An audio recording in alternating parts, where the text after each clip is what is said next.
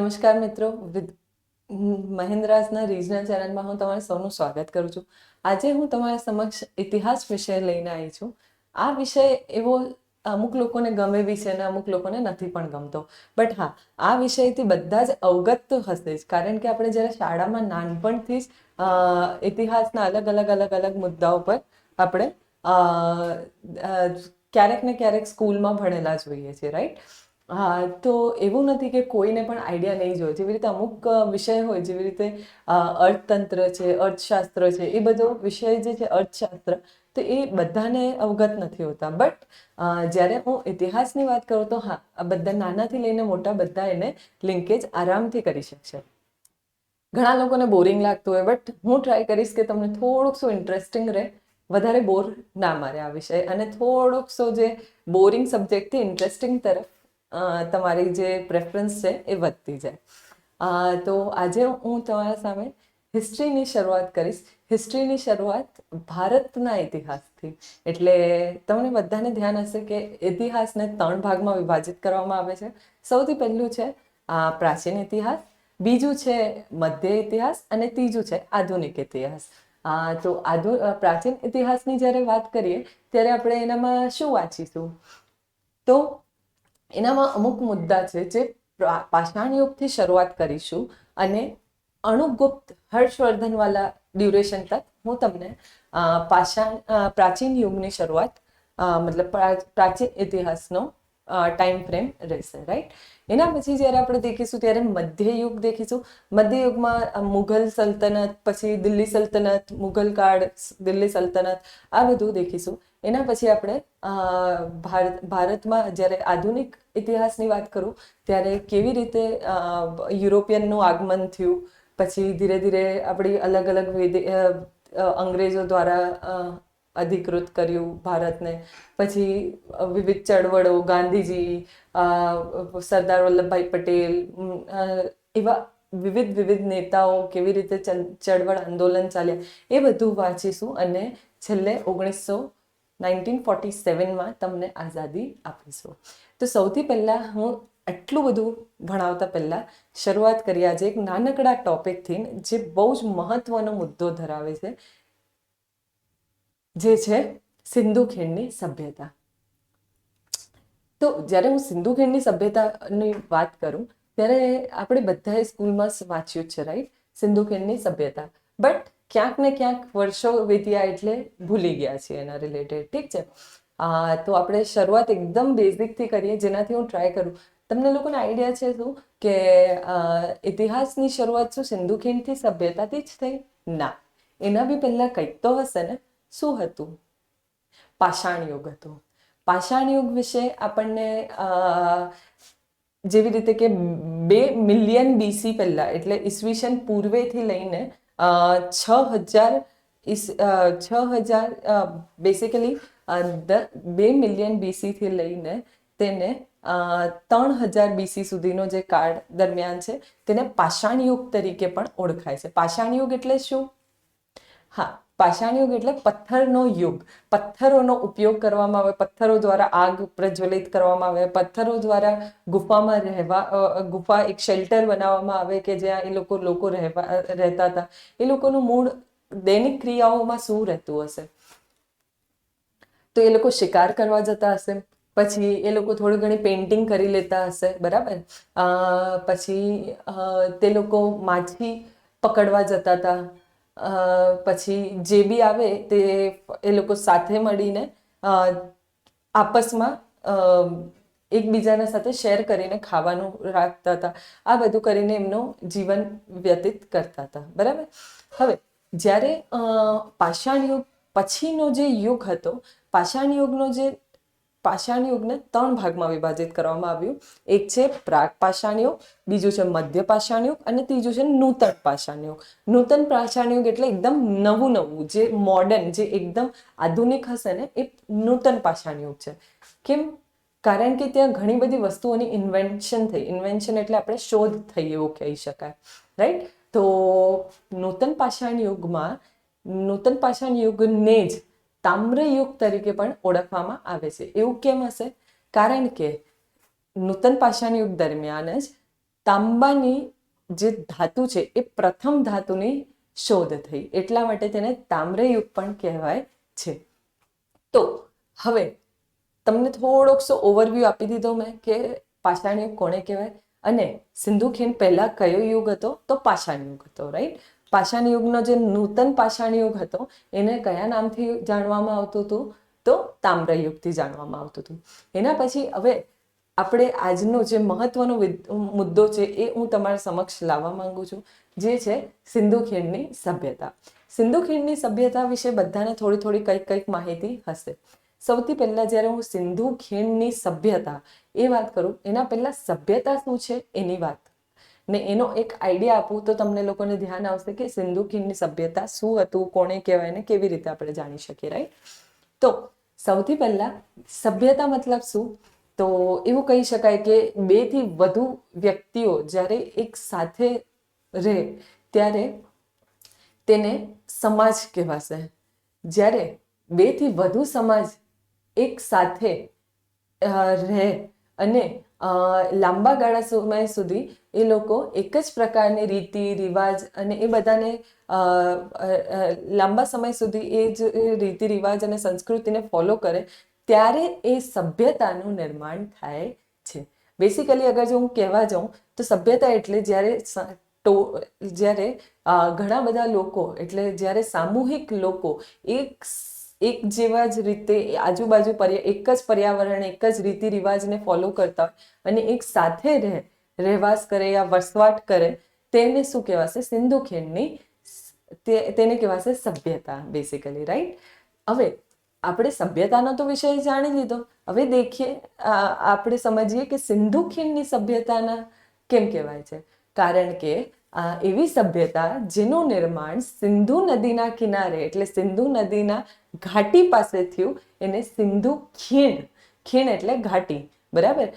તો એવી સભ્યતાનું નિર્માણ જે સિંધુની ખીણ પાસે, સિંધુ નદીની ખીણ પાસે થયું, તેવી સભ્યતાને સિંધુ ખીણની સભ્યતા તરીકે ઓળખવામાં આવે છે. આશા છે તમને લોકોને ધ્યાન આવી ગયું. આજે આપણે શરૂઆત કરી સૌથી પહેલા પાષાણ યુગની. પાષાણ યુગ પછી હું તમને ધીરે ધીરે લઈ ગઈ સભ્યતા કોને કહેવાય. સભ્યતા પછી હું તમને હવે હમણાં લઈને આવી કે સિંધુ ખીણની સભ્યતા કોને કહેવાય. ડન. હવે આપણે આગળ દેખીએ ધીરે ધીરે કે સિંધુ ખીણની સભ્યતાના વિશે શું માહિતી આપણને ને. એ જમાનામાં તો આવું બધું હોય નહીં આપણા પાસે, જેવી રીતે કે આપણને ઇન્ફોર્મેશન ક્યાંથી મળતી હશે, માહિતી ક્યાંથી મળતી હશે. તો આજની ડેટમાં આપણે કઈ રીતે કહી શકીએ કે એ જમાનામાં આવું હતું હશે યા એવું મળતું હશે, કારણ કે એ વસ્તુના એ કાળના આપણને આજની તારીખમાં પુરાવા મળે છે. એટલા માટે આપણે કહેવાય કે ના, સિંધુ ખીણની સભ્યતા આવી હશે, ત્યાંના શહેરો આવા હશે, ત્યાંના વ્યાપાર આવો થતો હશે, ત્યાંના લોકો આવી રીતે રહેતા હશે, તેમનો પહેરવેશ આવો હશે, ત્યાં એ લોકો આ વ્યવસાય કરતા હશે, ઇત્યાદિ ઇત્યાદિ. ઠીક છે, ચલો. તો સૌથી પહેલા જ્યારે હું સિંધુ ખીણની સભ્યતાની વાત કરું તો સિંધુ ખીણની સભ્યતા જે છે તેનો ટાઈમ ફ્રેમ શું છે, અંદાજ 2500 BC થી લઈને 1750 આશરે ઈસવીસન પૂર્વે કહી શકાય છે, બરાબર. 2500 ઈસવીસન પૂર્વેથી આશરે કહું છું, આશરે 1750 ઈસવીસન પૂર્વે. હવે જ્યારે સિંધુ ખીણની સભ્યતા કહું છું ત્યારે તેને એક અજી નામથી ઓળખવામાં આવે છે, જેને આપણે હડપ્પન સંસ્કૃતિ તરીકે પણ ઓળખવામાં આવે છે. આપણે બધાએ જ હડપ્પીય સંસ્કૃતિ, હડપ્પન સંસ્કૃતિ, સિંધુ ખીણની સભ્યતા, આ બધું બંને સિમ્યુલેટ કરીને સાંભળ્યું હશે, બરાબર. તો એવું કેમ હશે કે સિંધુ ખીણની સભ્યતા તરીકે પણ આને ઓળખવામાં આવતું હશે? ભારતનો ઇતિહાસ સિંધુ ખીણની સંસ્કૃતિથી શરૂ થાય છે, જેને હડપ્પન સંસ્કૃતિ તરીકે પણ ઓળખવામાં આવે છે. ચલો, આ સવાલ આવ્યો છે તો હવે એના સામે આપણે જવાબ આપી દઈએ કે ભારતની સૌથી પ્રાચીન સંસ્કૃતિ કઈ છે? સિંધુ ખીણની સભ્યતા. અને એને જ બીજું નામ તરીકે હડપ્પીય સંસ્કૃતિ પણ કહેવામાં આવે છે. એવું કેમ? કારણ કે 1921માં દયારામ સાહાની દ્વારા સૌથી પહેલું ઉત્ખનન કાર્ય કરતી વખતે પહેલો એક શહેર મળી આવ્યો જેને એ લોકો હડપ્પીય શહેર પણ તરીકે પણ ઓળખાય છે. ઠીક છે. એટલે અગર જો મને કોઈ પૂછે કે કેમ આપણે આને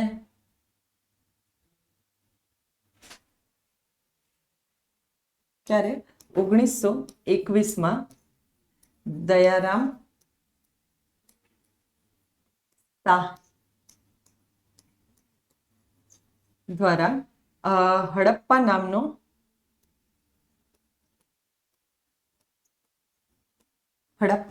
પ્રથમ શહેર મળી આવ્યું.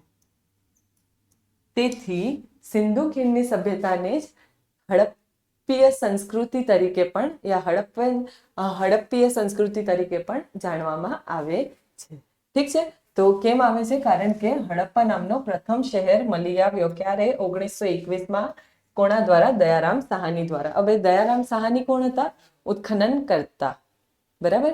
જેમના દ્વારા ખોદકામ દ્વારા આ પૂરું શહેર મળી આવ્યું. એ કોના દ્વારા કરવામાં આવ્યું? 1921માં દયારામ સાહાની દ્વારા. ઠીક.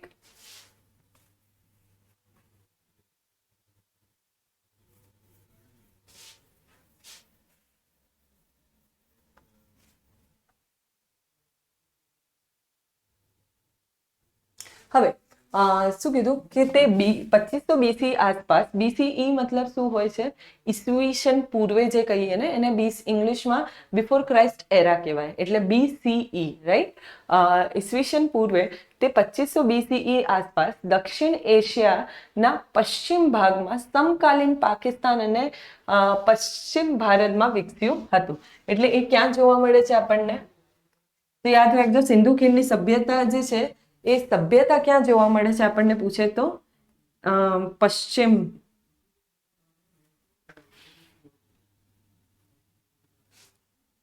ક્યાં મળે છે?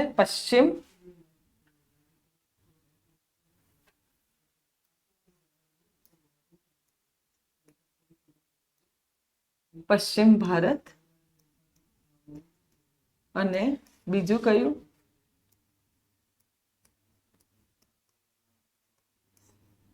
પાકિસ્તાન. ઠીક છે. આ બંને વાળા પ્રદેશમાં આપણને કઈ સંસ્કૃતિ જોવા મળે છે? સિંધુ ખીણની સભ્યતા જોવા મળે છે. સમજમાં આવ્યું? એના પછી આપણે આગળ વધીએ ત્યારે હવે આ તમારા સમક્ષ એક મેપ આવ્યો છે, રાઈટ?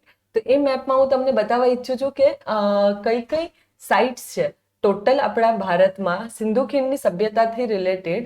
1400 થી 1500 એવી સાઇટ્સ છે કે જે આપણને અલગ અલગ જગ્યાએ એવું દર્શાવે છે કે એ બધા તેનો ભાગ રૂપે છે.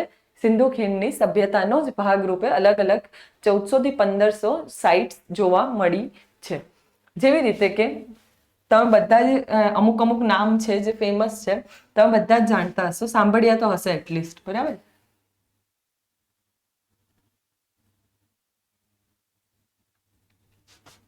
જેવી રીતે કે ઢોલાવીરા, પછી સુરકોટડા, કુંતાસી, લોથલ, પછી ચાન્હુ દડો, કોટ દીજી, મોહેન્જો દડો, પછી આપણે સુતકા જિંદોર, પછી કાલીબંગન, બનાવલી,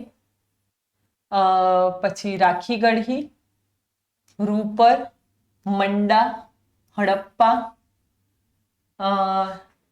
પછી આપણું અમરી. આ બધા જે છે એ તમારા જે મેપમાં જોવાય છે એ બધા થોડા પ્રખ્યાત સાઇટ્સ છે કે જ્યાંથી આપણને મોટા ભાગના અવશેષો જે સિંધુ ખીણની સભ્યતાથી જોડાયેલ છે એ જોવા મળે છે.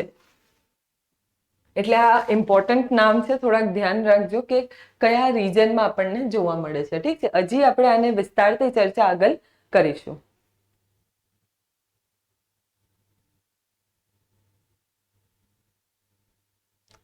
નેક્સ્ટ. હવે અહીં શું લખ્યું છે કે આઈવીસી એટલે સિંધુ ખીણની સભ્યતા, ઇન્ડસ વેલી સિવિલાઇઝેશન. આઈવીસી નો ફૂલ ફોર્મ શું થાય છે? ઇન્ડસ વેલી સિવિલાઇઝેશન, જેને આપણે ગુજરાતીમાં શું કહીએ છીએ? સિંધુ ખીણની સભ્યતા. સિંધુ ખીણની સભ્યતાને 3 તબક્કામાં વિભાજિત કરવામાં આવે છે. સૌથી પહેલો તબક્કો જેને 3300 થી લઈને 2600 એટલે પ્રોપર એની સ્થાપના નતા થઈ, થોડું ધીરે ધીરે ઉદ્ભવી રહ્યા હતા, રાઈટ. તો ફર્સ્ટ કયો છે ફેઝ? 3300 થી લઈને 2600 ઈસવીસન પૂર્વે વાળો ફેઝ, જેને એ લોકો પ્રારંભિક હડપ્પન તબક્કો પણ તરીકે પણ ઓળખાય છે. બીજો છે 2600 થી 1900 BCE, જેને એ લોકો પરિપક્વ એટલે એકદમ મેચ્યોર, બરાબર, કે એનામાં એકદમ એડવાન્સ હશે વસ્તુઓ જે એના પહેલા વાળા લેવલ કરતા, એ જોવા મળે છે. અને અંતમાં તેનો તબક્કો 1900 થી 1300 BCE સુધી, 1900 થી લઈને 1300 BCE સુધીમાં તો ધીરે ધીરે બધું જ એનો વિનાશ પામી ગયું હતું, બરાબર. તો આવી રીતે આપણે 3 ભાગમાં વિભાજિત કરવામાં આવ્યા. એના પછી કીધું કે 2600 BCE સુધીમાં સિંધુ ખીણની સંસ્કૃતિ પરિપક્વ તબક્કામાં પ્રવેશી ગઈ હતી. ડન.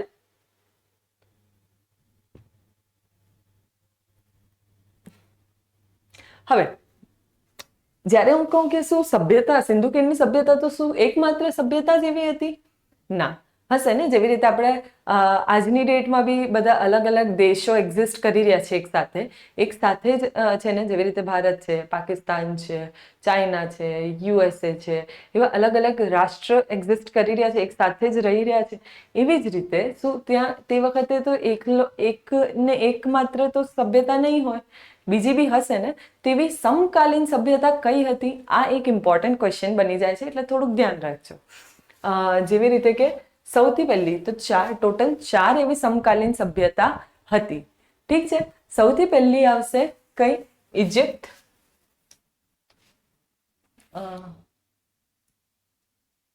ઇજિપ્ત, બીજી છે મેસોપોટેમિયા, ત્રીજી છે ભારત અને ચોથી છે ચીન. તો આ 4 શું છે? આ 4 સંસ્કૃતિઓ છે જે એવી 4 સમકાલીન સંસ્કૃતિઓ છે. પણ આનામાં સૌથી મહત્વની કઈ છે? આપણી સિંધુ ખીણની સભ્યતા. એવું કેમ?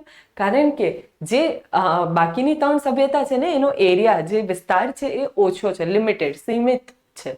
ડન. એટલા માટે કહેવામાં આવે છે કે જે સિંધુ ખીણની સભ્યતા છે ને એ બહુ વિસ્તારમાં પહોળી હતી, બરાબર. એટલે બહુ દૂર તક ફેલાયેલી હતી. એટલા માટે એવું કહેવામાં આવ્યું કે આ 4 પ્રાચીન શહેરી સંસ્કૃતિઓમાં સિંધુ ખીણની સભ્યતા સૌથી મોટી હતી. એટલા માટે બહુ વેલ નોન એટલે ફેમસ પણ છે. ડન. હવે એના પછી કીધું કે 1920ના દાયકામાં ભારતના પુરાતત્વ વિભાગે સિંધુ ખીણમાં ખોદકામ હાથ ધર્યું હતું, જેમાં 2 જૂના શહેરો અવશેષો જેમ કે મોહેન્જો-દડો અને હડપ્પા શોધી કાઢવામાં આવ્યા હતા.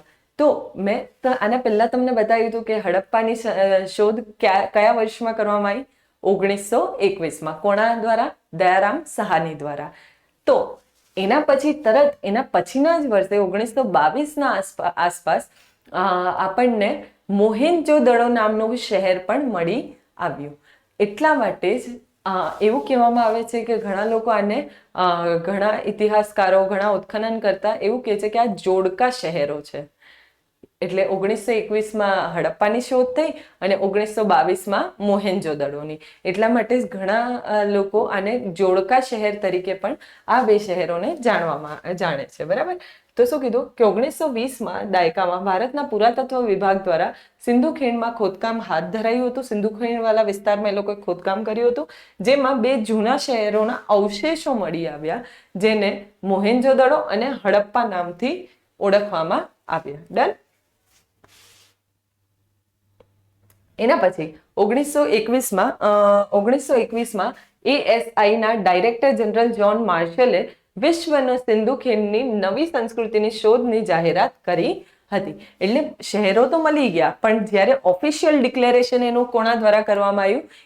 ASIના ડાયરેક્ટર જનરલ દ્વારા. એટલે ASI એટલે આર્કિયોલોજીકલ સર્વે ઓફ ઇન્ડિયા.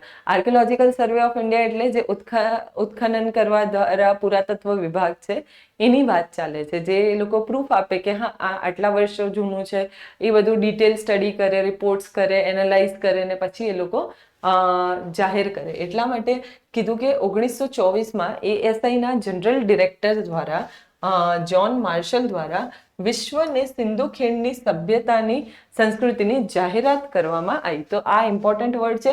કોના દ્વારા? તો જ્હોન માર્શલ દ્વારા. કોના દ્વારા? જ્હોન માર્શલ દ્વારા. ડન. હવે એના પછી કીધું ભારતીય ઇતિહાસના ઉત્ખનન દ્વારા મહત્વપૂર્ણ તારણો એટલે કઈ અમુક જે વિષયો છે કે આપણને આ બધા ઉત્ખનન જગ્યાઓ તો મળી, પણ એના પરથી આપણે શું તારણ કાઢ્યા, બરાબર? શું તારણ એટલે શું જાણકારી મળી, એ વિશે આપણે થોડી ડિટેલમાં ચર્ચા કરીએ. જેવી રીતે કીધું કે ભારતીય ઇતિહાસ સાઇટની જગ્યાનો મહત્વપૂર્ણ તારણો દ્વારા ઉત્ખનન. હડપ્પા શહેર ક્યારે મળ્યું? તો 1921માં. કોના દ્વારા? દયારામ સાહાની દ્વારા. બરાબર, આટલું બે વસ્તુ તમને ધ્યાન છે. એના પછી કહેવામાં આવ્યું કે ક્યાં છે હાલ પાકિસ્તાન, હાલનું પાકિસ્તાન વાળા રીજનમાં મોન્ટગોમરી જિલ્લામાં જે કઈ નદી કિનારે આવેલું છે? તો રાવી નદી કિનારે. આ ખૂબ ઇમ્પોર્ટન્ટ ક્વેશ્ચન બની શકે છે કે હડપ્પા નામનું શહેર કઈ નદી કિનારે આવેલું છે? રાવી નદી કિનારે. હાલનું પાકિસ્તાનમાં એનું એ ત્યાં જોવા મળે છે. પછી કીધું કે ત્યાં આપણને અમુક પુરાવાઓ મળી આવ્યા. કેવા પુરાવાઓ મળી આવ્યા? જેવી રીતે કે માનવ શરીરની રચના જેવી રેતીના પથ્થરની મૂર્તિઓ, એટલે ઘણી બધી પ્રખ્યાત મૂર્તિઓ મળી આવી જે રેતીથી જ બનેલી હતી. બીજું કીધું કે અનાજના ભંડારો. યાદ રાખજો કે અહીં 6 અનાજ ભંડાર મળ્યા. સૌથી વધુ માત્રામાં કયા અનાજ ભંડાર ક્યાં મળી આવ્યા? તો હડપ્પામાં મળી આવ્યા. યાદ રાખજો આ વસ્તુ. અને બળદગાડાનો પણ જોવા મળે છે. એના પછી આવશે, હવે આ હડપ્પા નામનો પહેલો શહેર થઈ ગયું. એના પછી આપણને બીજો શહેર દેખવા મળ્યો મોહેન્જો દડો, જેને મોહેન્જો દડોને કયા નામથી ઓળખવામાં આવે છે? મૃતકોનો ટેકરો. કોના દ્વારા ઉત્ખનન કરવામાં આવ્યું? R.D. બેનર્જી. તો યાદ રાખજો કે દયારામ સાહાની દ્વારા કયા વર્ષે કરવામાં આવ્યું? 1921માં. કઈ સાઇટનું ઉત્ખનન કરવામાં આવ્યું? તો હડપ્પા. અને 1922માં કયા શહેરનો શોધ કરવામાં આવી? તો મોહેન્જો દડો. ક્યાં છે? એ બી પાકિસ્તાનમાં. કોના દ્વારા કરવામાં આવ્યું? તો R.D. બેનર્જી દ્વારા. કોના દ્વારા? R.D. બેનર્જી. ઠીક છે. હવે જેવી રીતે આ મોન્ટગોમરી જિલ્લામાં હતું તેવી જ રીતે આ લાર્કાના જિલ્લામાં છે. આ કઈ નદી કિનારે આવશે? યાદ રાખજો, સિંધુ નદી કિનારે. કઈ નદી કિનારે આવશે? સિંધુ નદી. હડપ્પા કઈ નદી કિનારે હતું? રાવી નદી કિનારે. રાઈટ ને અગર જો તમને કોઈ પૂછે કે મોહેન્જો દડો કઈ નદી કિનારે આવશે? તો સિંધુ નદી કિનારે. મહાન સ્નાનઘર. હવે તમારે એનામાં કયા પુરાવાઓ મળી આવ્યા, કયા અવશેષો જોવા મળે છે આજની તારીખમાં પણ, જે બહુ પ્રખ્યાત છે? મહાન સ્નાનઘર એટલે ત્યાં જેવી રીતે આજે મોડર્ન ડે આપણે સ્વિમિંગ પુલ કહીએ ને, તે જમાનામાં એ લોકો મહાન સ્નાનાઘર મળી આવ્યું. બરાબર. પછી અનાજનો ભંડાર એટલે સૌથી મોટો અનાજનો ભંડાર, ગ્રેટ. ઇંગ્લિશમાં અગર જો આપણે આને જોવા જઈએ ને તો એ લોકો ગ્રેટ બાથ કે છે, એટલે મોટું સ્નાનાગર, અને ગ્રેટ ગ્રેનરીઝ એટલે મોટો અનાજ ભંડાર. તો સૌથી મોટો અનાજ ભંડાર એટલે 2 માળનો ત્યાં જોવા મળે છે. તો સૌથી વધુ માત્રામાં અગર જો અનાજ ભંડાર પૂછે તો હડપ્પા આવશે. અને સૌથી મોટો અનાજ ભંડાર ક્યાં આવ્યો? તો મોહેન્જો દડોમાં. ઠીક છે. પછી કીધું કે કાસ નૃત્ય કરતી છોકરી, એટલે ત્યાં એક એવી નૃત્યાંગના પણ આપણને શું મળે છે? એક મૂર્તિ મળે છે જે એવું ત્રિભંગી છટામાં ઊભી છે ને નૃત્ય કરે છે. બરાબર. એ કાચથી બનેલી હતી એ મૂર્તિ. પછી પશુપતિ મહાદેવની મુદ્રા એટલે બેસિકલી આપણે મુહર કહી શકાય, બરાબર. પશુપતિ મહાદેવની મુહર મળી આવી. પશુપતિ મહાદેવ એટલે જે આપણે શિવજી કહીએ ને, એમને એ જમાનામાં એ લોકો પશુપતિ મહાદેવ નામથી ઓળખતા હતા એવું જાણવા મળે છે. પછી કીધું દાઢી માણસની સ્ટીએટાઇટ મૂર્તિ વડેલા, મતલબ સ્ટીએટાઇટ નામના પથ્થરથી દાઢીવાલા એક જેને શોલ ઓઢી રાખી છે તેવી એક મૂર્તિ પણ સ્ટીએટાઇટ નામના પથ્થરથી એવી મૂર્તિ મળી આવી દાઢીવાલા માણસની. એટલે એ એવું ઘણા એવું માને છે કે એ કોઈ રાજા હશે, કોઈક એવું માને છે. આમ ઓફિશિયલી એ લોકો એવું કહે છે કે આ કોઈક પંડિત છે યા પાદરી છે, રાઈટ. એના પછી કપાસનો ટુકડો પણ ત્યાં જમાનામાં ત્યાં મળી આવ્યો એ સાઈડ પરથી આપણને. ડન. હવે આ હતું આપણે હડપ્પા દેખી લીધું અહીં. એના પછી મોહેનજોદડો દેખી લીધું. હવે આપણે દેખીશું સુતગેન્દોર, બરાબર. એટલે આ શું કીધું કે 1929માં દક્ષિણ પશ્ચિમ બલુચિસ્તાન પ્રાંતમાં પાકિસ્તાનની નદી પર હડપ્પા અને બેબીલોન વચ્ચેનો વેપાર બિંદુ હતો. એટલે સુતગેન્દોર પૂછે કે કઈ નદી કિનારે પાકિસ્તાનની નદી પર હડપ્પા અને બેબીલોન વચ્ચેનો વેપાર માટેનું એક માધ્યમ હતું. ડન. જે આજની પશ્ચિમ બલુચિસ્તાન ને એ વાલા પ્રાંતમાં લોકેટેડ છે. હવે એના પછી આવશે ચન્હુદડો. હવે ચન્હુદડો શું છે? તો ચન્હુદડો એક સાઈડ છે, એટલે આપણે હજી તક કઈ કરી લીધી? એક હડપ્પા કરી લીધી, બીજી મોહેનજોદડો કરી લીધી, ત્રીજી કઈ કરી? હડપ્પા કરી લીધી, મોહેનજોદડો કરી લીધી. એના પછી આપણે કઈ દેખીએ? હમણાં દેખીએ ને, સુતગેન્દોર, બરાબર. એના પછી હવે આપણે દેખીશું ચન્હુદડો. ચન્હુદડો કીધું કે એનજી મજુમદાર દ્વારા 1931માં કોના દ્વારા ઉત્ખનન કરવામાં આવી? 1931માં કરવામાં આવી. કોના દ્વારા? એનજી મજુમદાર દ્વારા. એનજી મજુમદાર દ્વારા 1931માં સિંધુ નદી પર સિંધ મણકા ઉત્પાદકોની દુકાન અને બિલાડીના પાછળ જતા કૂતરાના પગની છાપ પણ જોવા મળે છે. એટલે કઈ નદી આવશે? યાદ રાખજો, સિંધુ નદી. ઠીક છે. ત્યાં આપણને શું જોવા મળે છે? તો મણકાના ઉત્પાદકોની દુકાન અને બિલાડીના પાછળ જતા કૂતરાના પગની છાપ પણ જોવા મળે છે. ઠીક છે. એના પછી અગર જો હું આગળ વધારું તો કે છે કે અમરી. આપણે અહીં દેખ્યું હતું ને હમણાં અમરી તો એનજી મજુમદાર દ્વારા 1935માં સિંધુ નદી કિનારે કાળિયારના પુરાવા જોવા મળતા હતા.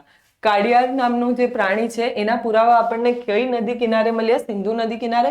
ને કઈ સાઇટ પર મળ્યા? તો અમરી નામની સાઇટ પર જોવા મળે છે. ઠીક છે.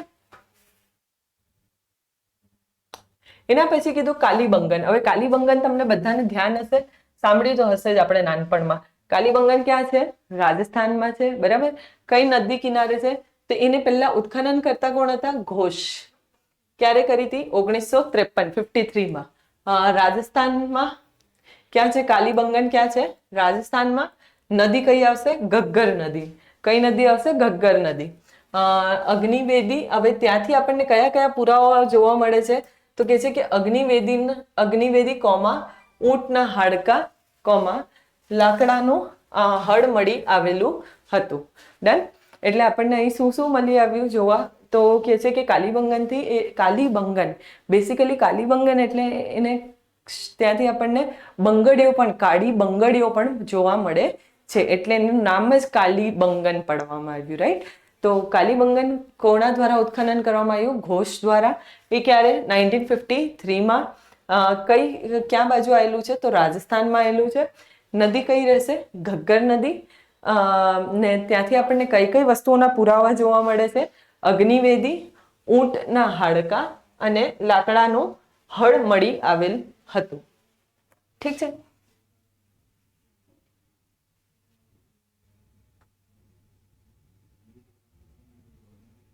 હવે આપણે આવીએ લોથલ તરફ.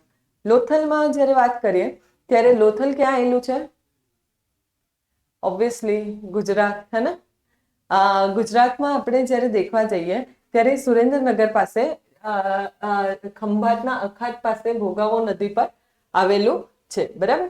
કોના દ્વારા ઉત્ખનન કરવામાં આવ્યું? આર રાવ દ્વારા। ક્યારે? 1953માં। ગુજરાતના ખંભાતના અખાત પાસે ભોગાવો નદી પર, કઈ નદી? યાદ રાખજો, આ બહુ જ ઇમ્પોર્ટન્ટ છે। તો હવે હું તમને એક અગર જો લિસ્ટ બનાવું તો હડપ્પા નામનું જે હતું એની નદી કઈ આવશે? રાવી। મોહેન્જો-દડો હશે,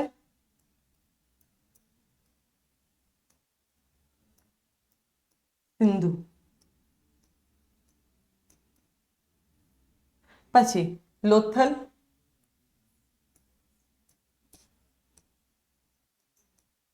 લોથલ હશે તો કઈ હશે? ઘગ્ગર, નહીં ભોગાવો।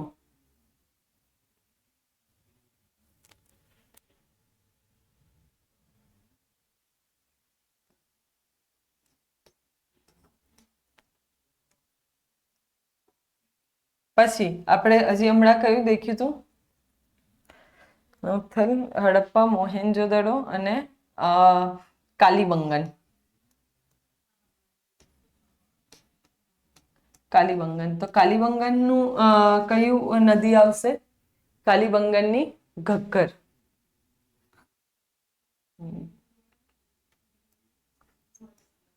ડન। તો આ નદીઓ થોડીક યાદ રાખવા, કેમ કે लिए એમસીક્યુ ઘણી વાર આનામાંથી પૂછી લેતા હોય છે। ડન। હવે જ્યારે આ હડપ્પા પૂછે તો ક્યાં આવશે? આજનું પાકિસ્તાનમાં, ઠીક છે। મોહેન્જો-દડો પૂછે તો એ પણ ક્યાં આવશે? હાલનું પાકિસ્તાનમાં। લોથલ પૂછે તો ગુજરાત, અને કાલીબંગન પૂછે તો રાજસ્થાન। ડન।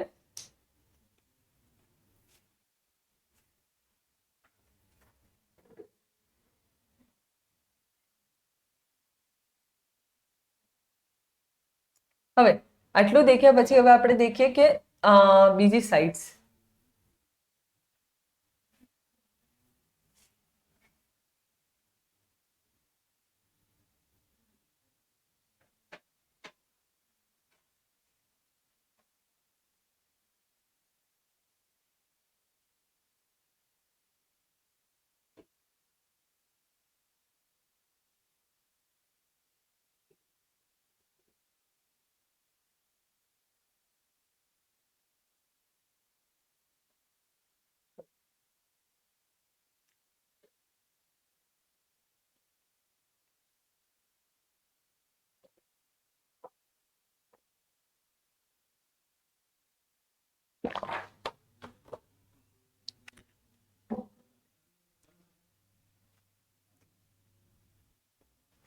જેવી રીતે સુરકોટડા જે.પી. જોશી 1964માં ગુજરાતમાં ઘોડાઓના હાડકાના પુરાવા મળી આવ્યા। હવે સુરકોટડા નામની જે જગ્યા છે ત્યાંથી તેનું જે.પી. જોશી દ્વારા ઉત્ખનન કરવામાં આવ્યું, અને ક્યારે કરવામાં આવ્યું? તો 1964માં। ગુજરાતમાં ઘોડાઓના હાડકાના પુરાવાઓ જોવા મળે છે। યાદ રાખજો કે આ એક એવી સાઇટ છે જ્યાંથી આપણને ઘોડા આમ જનરલી તમને જે અવશેષો રૂપમાં ઓછા જોવા મળ્યા એવું એક્ઝેક્ટલી આપણને આઈડિયા નથી આવતો, બટ હા આ સુરકોટડા નામની જગ્યાથી જ્યારે હાડકા મળી આવ્યા ને ત્યારે એવું કન્ફર્મ થયું કે ના ભાઈ ઘોડા બી એ વખતે એક્ઝિસ્ટ કરતા હતા। ડન। એટલે સુરકોટડામાં જે.પી. જોશી દ્વારા 1964માં ગુજરાતમાં ઘોડાઓના હાડકાના પુરાવાઓ મળી આવ્યા હતા।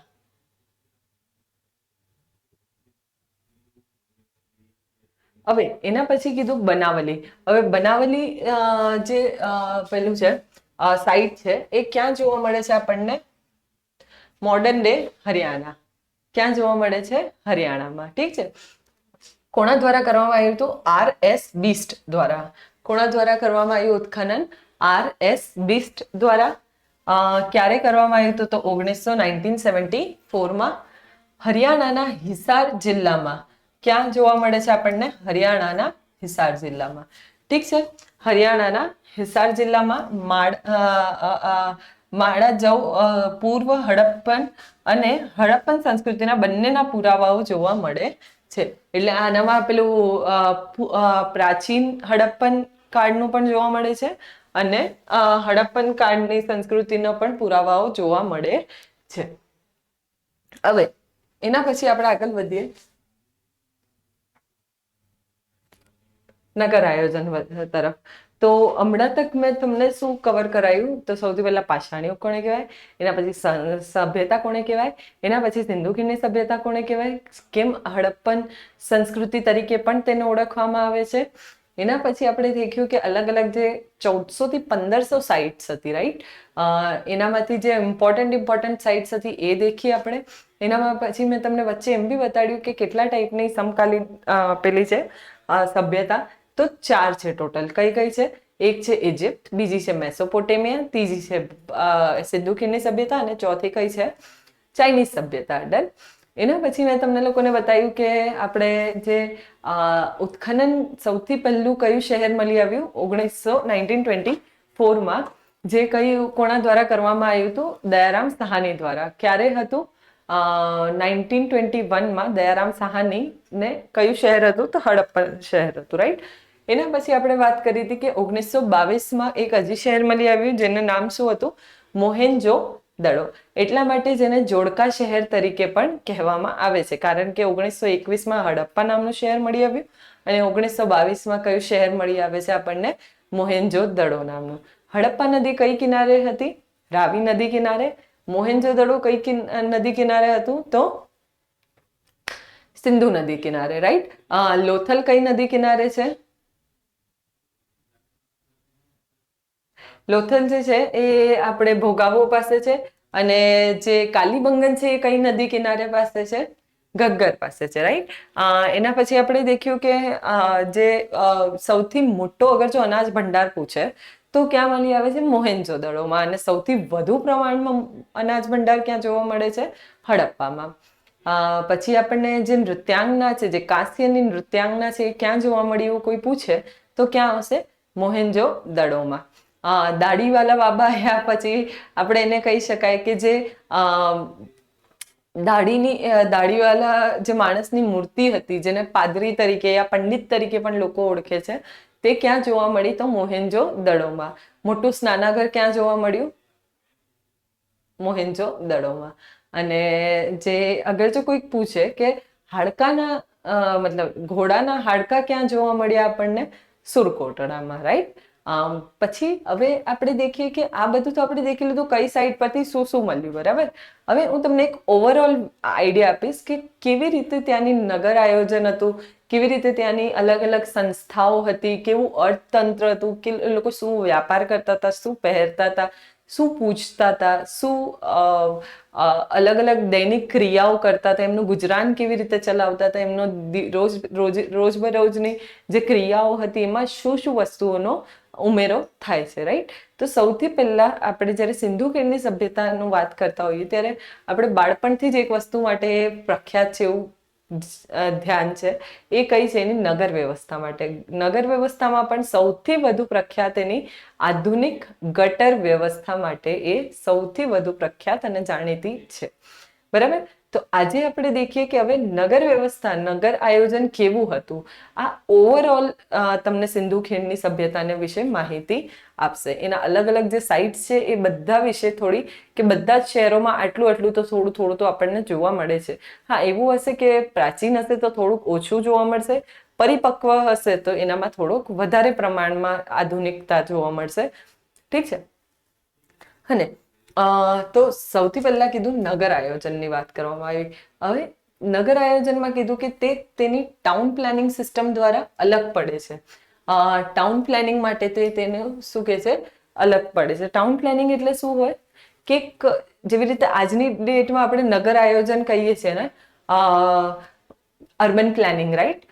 એવી જ રીતે એની ટાઉન પ્લાનિંગ સિસ્ટમ માટે અલગ પડે છે. કેમ કે એકદમ ઓર્ગેનાઇઝ હતું. ઓર્ગેનાઇઝ એટલે આપણે સુવ્યવસ્થિત હતું એકદમ, બરાબર.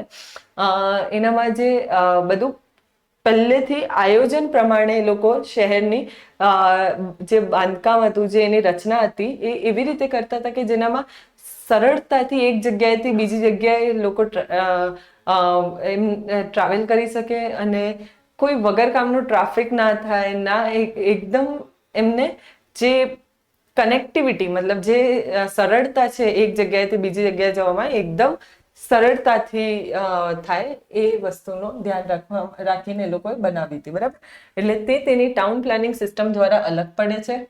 બીજું કીધું, દરેક શહેરમાં કિલ્લાની નીચે ઈંટના મકાન ધરાવતું નીચું શહેર જેમાં સામાન્ય લોકો રહેતા હતા. હવે દેખો, જેવી રીતે કે અહીં શું લખેલું છે કે હું તમને કહેવા માંગીશ કે એક શહેરને આ લોકો ઇમેજિન કરો કે આ એક શહેર છે, બરાબર. એ લોકો આ શહેરને બે ભાગમાં વિભાજિત કરી દેતા હતા. એક હતું આ પહાડ જેવું, એના ઉપર એક કિલ્લો હોતો હતો, બરાબર. અને એક હતા આ ફ્લેટલેન્ડ. એટલે આ એવું માનાય કે આ ઉપલું નગર હતું અને આ નીચલું નગર હતું. ઉપલું નગર જે હતું એમાં જેવી રીતે કે એવું માનવામાં આવે છે કે ત્યાં જે વ્યાપારી વર્ગ હશે, યા પછી કોઈક અધિકારીઓ વર્ગ હશે, યા પછી જે થોડા એવા લોકો કે જે નેતૃત્વ કરતા હશે, એ લોકો ક્યાં જોવા મળે છે? અહીં જોવા મળે છે.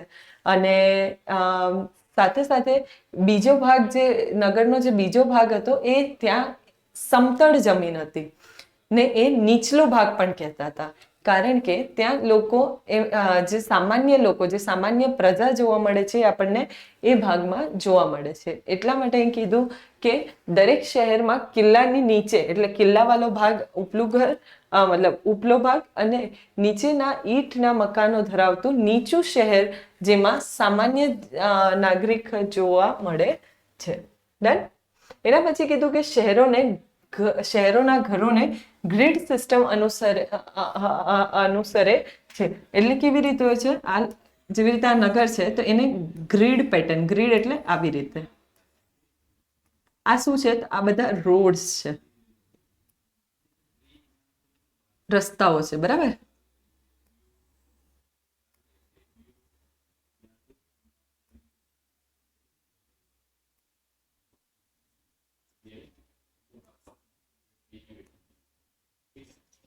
અહીં આપણને શું જોવા મળશે? અહીં ઘરો જોવા મળશે લોકોના. ઠીક છે. અહીં બધી જ જગ્યાએ આ બધા શું હશે? ઘરો હશે. એટલે કેવું કે કોઈ પણ ટ્રાફિક મેઇન રોડ પર એ લોકોનું ઘર ખુલે જ ના, બરાબર. એટલે કોઈ પણ પ્રકારનો કન્જેશન યા કોઈ પણ પ્રકારનો જે આ ટ્રાફિક હોય એ લોકોને અડચણ ના બને અને આરામથી એ લોકો એક જગ્યાએથી બીજી જગ્યાએ જઈ આવી શકે છે, રાઈટ. એટલે એને શું કીધું કે શહેરોના ઘરોને ગ્રીડ સિસ્ટમ, એટલે ગ્રીડ એટલે આવી રીતે આ સિસ્ટમમાં શું કરવામાં આવ્યું છે? વિભાજિત કરવામાં આવ્યું છે, અનુસરે છે. એના પછી કહેવામાં આવ્યું કે અનાજ ભંડાર એ હડપ્પન શહેરનો મહત્વનો ભાગ છે. એટલે હડપ્પન જે અનાજ ભંડાર હતું,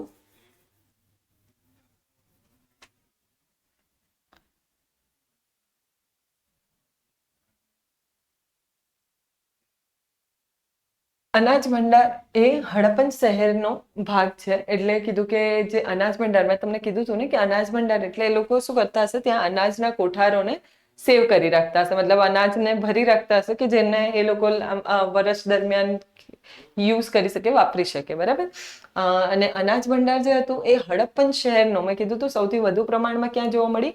હડપ્પામાં. અને સૌથી મોટા પ્રમાણમાં ક્યાં જોવા મળ્યું? મોહેન્જો દડોમાં, રાઈટ. તો અનાજ ભંડાર એ હડપ્પન શહેરનો મહત્વનો ભાગ છે. એના પછી કહેવામાં આવ્યું કે હડપ્પન શહેરોમાં પાકી ગયેલી ઈંટોનો ઉપયોગ થયેલ છે. એટલે હડપ્પન શહેરમાં પાકી ગયેલ ઈંટોનો ઉપયોગ થયેલ છે. એટલે પાકી માટીના જે ઘરો છે એ બધી વસ્તુ, જે એની યાદ રાખજો કે જે મોહેન્જો દડો છે ને, ત્યાં તેનું સ્વિમિંગ પુલ જે બનેલું છે ને, એટલે કે મોટું સ્નાનાઘર, તો એની જે ટાઇલ્સ છે એ શેનાથી બનેલી છે? પાકી માટીથી બનેલી છે, રાઈટ. તો હડપ્પન શહેરમાં પાકી ગયેલ ઈંટોનો ઉપયોગ થયેલ જોવા મળે છે. ડન.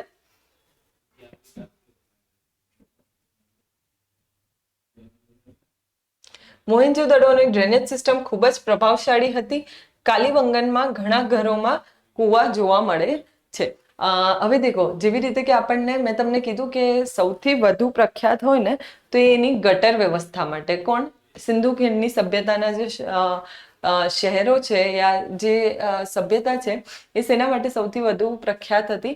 તો તેની ગટર વ્યવસ્થા માટે. બરાબર, ગટર વ્યવસ્થા એટલી સારી હતી કે જેવી રીતે તમે વિચારો કે આજની તારીખમાં આપણને જે જોવા મળે છે કે જેવી રીતે આપણા ઘરથી કચરો જે છે એ ફ્લશ થ્રુ મેઇન ગટરમાં જાય છે આપણા સ્ટ્રીટની, અને પેલા જે શેરીની જે ગટર હોય ત્યાંથી પછી શહેરની મોટી ગટર, અને મોટી ગટરમાંથી પછી શહેરના બહાર એ ફ્લશ આઉટ થઈ જાય છે. બરાબર, સેમ વસ્તુ, સેમ પેટર્ન એ જમાનામાં પણ જોવા મળે છે. તો એવું કહી શકાય કે કદાચ એ લોકો આપણા જેટલા જ આધુનિક વિચારધારા ધરાવતા લોકો હશે. કેનામાં? એ લોકો, મતલબ એવું કહી શકાય કે એ લોકો એમના જે હેલ્થ અને હાઇજીન છે એને થોડું વધારે કાળજીપૂર્વક મેન્ટેન કરી રાખતા હશે એમ. બરાબર, એટલા માટે બી, અને પ્લસ કેવું કે એ લોકોની એક આ જે આધુનિક ગટર વ્યવસ્થા માટે પણ એ લોકો પ્રખ્યાત હતા, ને એના કારણે જ એ લોકો જાણીતા પણ હતા. એના પછી કીધું કે કાલીબંગનના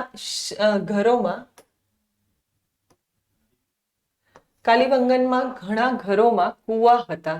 એટલે ઘણા બધા એવા શહેરો હતા કાલીબંગનમાં, એવા ઘણા ઘરો હતા કે જ્યાં આપણને કુવાના પણ પુરાવા જોવા મળે છે. તો આજનો જે કુવો છે ને એ તે વખતે બી જોવા મળતા હતા, જેનાથી એવું કહી શકાય કે એ લોકોને જ્યારે પાણીની કમી પડતી હશે ત્યારે એ લોકો આ વસ્તુઓને પાણીનો ઉપયોગ આવી રીતે કરીને એ લોકો એમના જે રોજબરોજનો જે પાણીનો પુરવઠો, જે માંગ હોતી હતી એને પૂરી પાડતા હશે. ડન? ચલો, થોડુંક 5 મિનિટ રિવાઇઝ કરાવી દઉં કે સૌથી પહેલા મેં શું કીધું હતું કે પ્રાચીન 1 મિનિટ નગર રચના. બરાબર, નગર આયોજન ને એનામાં આ શું છે? ગ્રેટ બાથ છે. બરાબર, મોટું સ્નાનાગર. આવી રીતે આ બધા શહેરો અને એના ઘરોની રચના હતી. ઠીક છે.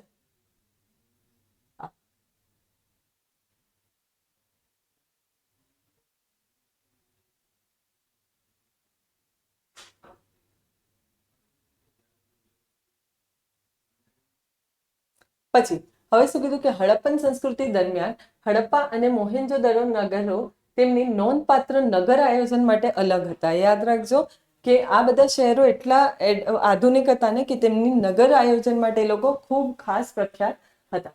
અહીં તેમની શહેરી ડિઝાઇનની આવશ્યક વિશેષતાઓ છે, જેવી રીતે લંબચોરસ ગ્રીડ પેટર્ન. મેં હમણાં તમને બતાવી. એક તો એ લોકો પૂરું નગર, જે શહેર હતું એ લંબચોરસ આકારમાં વિભાજિત હતું, અને એ ગ્રીડ પેટર્ન હમણાં જ મેં તમને બતાવી. બરાબર, આઈવીસીના શહેરોને ગ્રીડ પેટર્ન પર ડિઝાઇન કરવામાં આવ્યા હતા, જેથી શું થશે કે એનાથી એ લોકોને જે ટ્રાફિક હશે યા પછી જે સરળતા હશે એક જગ્યાએથી બીજી જગ્યાએ આવવા જવાની, એ તેમના માટે ફટાફટ ઝડપથી થઈ જશે એટલા માટે. બરાબર, પછી કીધું શેરીઓ અને ગલીઓ લગભગ કાટખૂણે એકબીજાને કાપી રહી હતી, એમ શહેરો કેટલાક લંબચોરસ બ્લોકમાં પણ વિભાજિત કર્યું હતું. હવે જે મેં તમને બ્લોક બતાવ્યું હતું, આ ગ્રીડ પેટર્ન, આ રોડ, આ બધા રોડ કેવી રીતે એકબીજાને કાટખૂણે, એટલે 90 ડિગ્રીનું જે એંગલ બનાવતું હોય એવી રીતે એકબીજાને ક્રોસ કરે છે. બરાબર, તો શેરીઓ અને ગલીઓ લગભગ કાટખૂણે એકબીજાને કાપી રહી હતી. કેમ એવું કરતા હશે? કેમ કે કોઈ પણ રોડ હશે તો એ બંને જાણે એક જગ્યાએ ડાયસેક્ટ, મતલબ મળી જાય, અને સરળતાથી એ લોકોનું બેસિકલી જે આવન જાવન ક્રિયા છે એ થઈ શકે એટલા માટે. બરાબર, હવે આ કૃષિવાળો આપણે જે ટોપિક છે એ નેક્સ્ટ લેક્ચરમાં આપણે શરૂ કરીશું. એના પહેલા હું જતા પહેલા તમને એક ફટાફટ એક ઓવરવ્યૂ આપી દઉં, જેથી કરીને દિમાગ પર બહુ લોડ ના આવે. રાઈટ, આપણે સૌથી પહેલા શરૂઆત શેનાથી કરી હતી?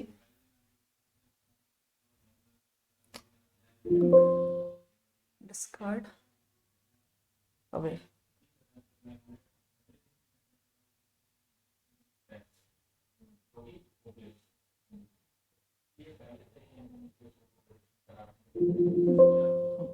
તો આપણે શરૂઆત સૌથી પહેલા આપણે આજે કરી ભારતનો ઇતિહાસ, સિંધુ ખીણ સભ્યતા પહેલા શું હતું તો કીધું કે પાષાણ યુગ હતું.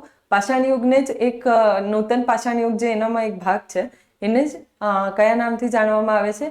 તામ્ર યુગથી પણ જાણવામાં આવે છે, રાઈટ. એના પછી આપણે દેખ્યું કે ભારતનો ઇતિહાસ જે સિંધુ ખીણની સભ્યતા છે તેને જ બીજું નામ કયું છે તો હડપ્પન સંસ્કૃતિ તરીકે પણ ઓળખવામાં આવે છે. હડપ્પન સંસ્કૃતિ તરીકે કેમ ઓળખવામાં આવે છે? કારણ કે સૌથી પહેલું જે શહેર મળી આવ્યું તે કયું હતું? હડપ્પા નામનું હતું. એટલા માટે આપણને એને હડપ્પીય સંસ્કૃતિ તરીકે પણ ઓળખવામાં આવે છે.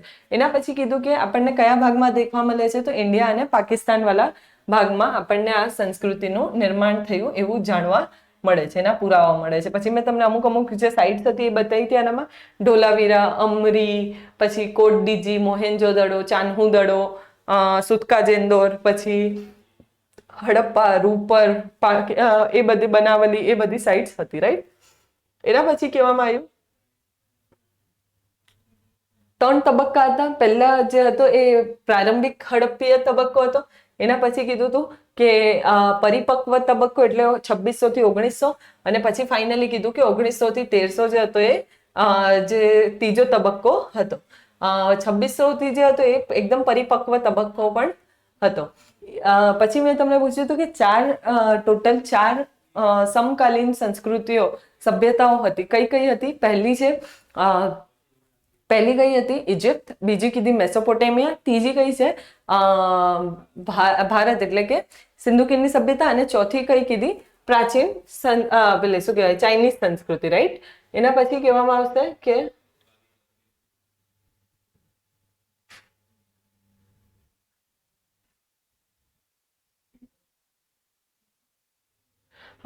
પછી કીધું કે 1920માં મેં કીધું હતું કે દયારામ સાહની દ્વારા અને એ બધું ધીરે ધીરે હડપ્પાની જે શોધ હતી કોના દ્વારા કરવામાં આવી? 1921માં દયારામ સાહની દ્વારા. અને 1922માં કોની શોધ કરવામાં આવી? મોહેન્જો-દડો નામના શહેરની. એટલા માટે એને જોડકા શહેર તરીકે પણ ઓળખવામાં આવે છે. પછી કીધું કે 1924માં ASI દ્વારા શું કરવામાં આવ્યું હતું? જ્હોન માર્શલ દ્વારા એને બતાવવામાં આવ્યું, એને જાહેર કરવામાં આવ્યું હતું ઉત્ખનન, સંસ્કૃતિની શોધની જાહેરાત થઈ હતી, રાઈટ. એના પછી આપણે દેખ્યું હતું કે કયા કયા તારણો હતા તો કે હડપ્પા ક્યાંથી મળી આવ્યું? રાવી નદી કિનારે. કોના દ્વારા? દયારામ સાહની દ્વારા. અને એના પછી કીધું કે કઈ નદી? રાવી નદી. શું શું મળી આવ્યું તો માનવ શરીરની રચના જેવી રેતીઓની, પથ્થરની મૂર્તિઓ, અનાજનો ભંડાર અને બળદગાડો, એ બધી વસ્તુઓનો પુરાવા આપણને જોવા મળે છે. એના પછી આવી મોહેન્જો-દડો. મોહેન્જો-દડો કોના દ્વારા કરવામાં આવ્યું? RD બેનર્જી દ્વારા. કયા વર્ષમાં? 1922માં. ક્યાં આવ્યું છે? હાલના પાકિસ્તાનમાં આવેલું છે. સિંધુ નદીના કિનારે આવેલું છે અને મહાન સ્નાનાગર માટે ફેમસ છે, અનાજના ભંડાર માટે ફેમસ છે. ત્યાં આપણને નૃત્યાંગના, નૃત્ય કરતી છોકરી મળી આવી છે, પશુપતિ મહાદેવની મુદ્રા મળી આવી અને દાઢીના માણસના સ્ટીએટાઇટ મૂર્તિના વણેલ કપાસનો ટુકડો પણ જોવા મળે છે. એના પછી આવશે આપણે સુતગેન્દોર કરીને એક જગ્યા છે કે જે બલુચિસ્તાન પ્રાંત વાળા રીજનમાં આવેલી છે, બરાબર. એના પછી હડપ્પા અને બેબીલોન વચ્ચેનો વેપારનું બિંદુ પણ એ જ હતું, બરાબર. એના પછી આપણે દેખ્યું કે ચાન્હુ-દડો નામની જે જે શહેર છે એ કોના દ્વારા? NG મજુમદાર દ્વારા 1931માં કરવામાં આવ્યું. એના પછી આપણને કહેવામાં આવ્યું કે સિંધુ નદી કિનારા પર આવેલ છે એ વસ્તુ. ત્યાં આપણને મણકાનો ઉત્પાદનની દુકાનો મળે છે અને બિલાડી પાછળ ભાગતું એક કૂતરાની પગની છાપ પણ જોવા મળે છે. ડન. એના પછી આપણે દેખીએ અમરી નામની જે જગ્યા છે એ NG મજુમદાર દ્વારા આપણને ઉત્ખનન કરવામાં આવી છે 1935માં. અને સિંધુ નદીના કિનારેને કાળિયાર નો જે પ્રાણી છે એનો આપણને શું મળે છે? ત્યાં પુરાવો પણ જોવા મળે છે. કાલીબંગન નામનું જે છે શહેર એ ક્યાં આવેલું છે? તો રાજસ્થાનમાં આવેલું છે. ક્યાં છે? 1953માં.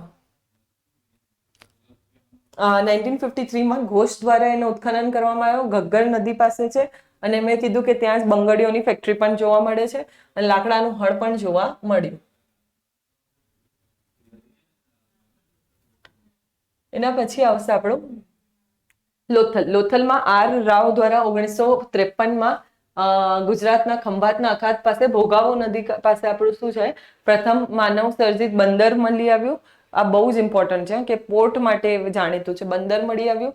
ડોકયાર્ડ ચોખાની ભૂકી અગ્નિ વેદીઓ અને ચેસ રમતા પુરાવાઓ પણ મળી આવ્યા છે. ડન. સુરકોટડા નામની જે જગ્યા છે ત્યાંથી આપણને શું મળી આવ્યું? તો જે ઘોડાના હાડકા મળી આવ્યા. ક્યારે મળી આવ્યા? કોના દ્વારા ઉત્ખનન કરવામાં આવ્યું? જેપી જોશી દ્વારા.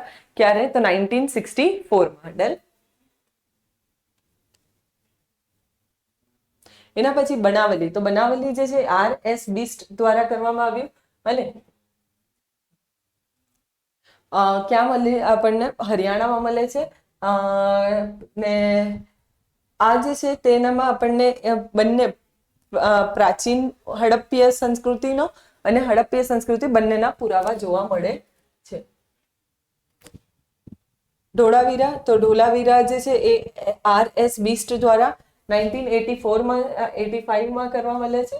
જોવા મળ્યું ઉત્ખનન કરવા, અને કચ્છના રણમાં જોવા મળે છે. બરાબર. ત્યાં વોટર હાર્નેસિંગ માટે પણ એ પ્રખ્યાત હતું. હવે નગર આયોજન વિશે આવ્યા હતા. નગર આયોજન વિશે મેં તમને કીધું હતું કે સિંધુ ખીણની જે સભ્યતા છે તે શેના માટે પ્રખ્યાત છે? તો સિંધુ ખીણની સભ્યતાના જે છે તે ટાઉન પ્લાનિંગ માટેના ફેમસ છે. ડન. ટાઉન પ્લાનિંગમાં મેં કીધું કે કિલ્લાની નીચે એક ભાગ મેં કીધું હતું પૂરો શહેરને બે ભાગમાં વિભાજિત કરવામાં આવ્યું હતું. એક હતું ઉપલું નગર અને બીજું હતું નીચલું નગર. ઉપલું નગર જે હતું ત્યાં એવું માનવામાં આવે છે કે બધા નેતાઓને એ બધા મતલબ નેતાઓ એટલે જે રાજવીઓ, જે ઉચ્ચ વર્ગના જે અમીર વર્ગ હશે, અધિકારીઓ હશે, એ બધા ત્યાં રહેતા હશે. અને એક બીજું આવશે નીચલું વર્ગ. એટલે નીચલું વર્ગ એટલે જેમાં શું કહેવાય, સામાન્ય જનતા રહેતી હશે. ડન. શહેરોના ઘરો ગ્રીડ સિસ્ટમમાં હતા. મેં તમને બતાવ્યું હમણાં ગ્રીડ સિસ્ટમ કોને કહેવાય. એના પછી આપણે દેખ્યું કે અનાજ ભંડાર મેં કીધું તો સૌથી વધારે પ્રમાણમાં ક્યાં જોવા મળે છે? હડપ્પામાં. અને સૌથી મોટું સ્નાનાગર ક્યાં જોવા મળે છે? તો ક્યાં જોવા મળશે? મોહેન્જો દડોમાં. હડપ્પા શહેરમાં પાકી ગયેલ ઈંટોનો ઉપયોગ થતો હતો.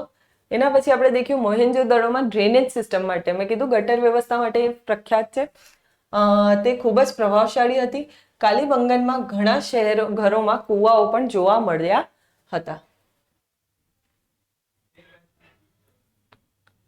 આ આપણે દેખ્યું. રાઈટ.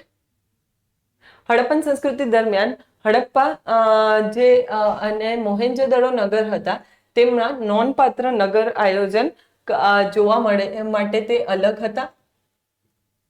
પછી કીધું કે અહીં તેમની શહેરી ડિઝાઇન આવશ્યક વિશેષતાઓ અને લંબચોરસ એટલે એના શેના માટે ફેમસ હતા? તો લંબચોરસ આકારનો જે આપણે દેખ્યું ને હમણાં, આ બધું સિર્ફ એક તમને 5 મિનિટમાં રિવિઝન થઈ રહ્યું છે, જેનાથી તમને એક આઈડિયા આવી જાય કે આજના લેક્ચરમાં આપણે શું શું ભણ્યા એ.